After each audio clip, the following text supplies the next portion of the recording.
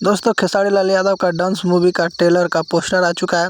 इस वीडियो में पूरे बने रहिए, आपको हम बताने वाले हैं कब आएगा ये ट्रेलर। तो इस वीडियो को पूरा देखिए, अंत तक देखिएगा। चलिए हम बताते हैं। आप देख रहे हैं सरोज भोजपुरी। सरोज भोजपुरी में आपका स्वागत है। और जो सरोज भोजपुरी को सब्सक्राइब नहीं किए प्लीज़ सब्सक्राइब कर लीजिए। इसी तरह खेसारी लाल यादव का अपडेट लेके आएंगे हम। और बात करें इस ट्रेलर कब आएगा। इस ट्रेलर सुबह 7 बजे आएगा गुलवाल म्यूजिक जंक्शन पे। पहली बार कोई ऐसा मूवी का ट्रेलर आ रहा है जो गर्दा मचाने वाला है। और बात करें इस ट्रेलर 7 बजे आ रहा है गुलवाल म्यूजिक जंक्शन पे। सुबह आप लोग तैयार रहिएगा 7 बजे।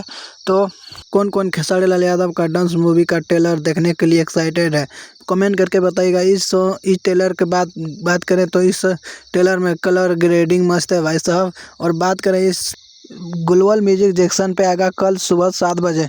आप लोग तैयार रहिएगा कल सुबह 7 बजे। गुलवाल म्यूजिक जंक्शन को जो सब्सक्राइब नहीं किए हैं प्लीज़ जाके सब्सक्राइब कर लीजिएगा।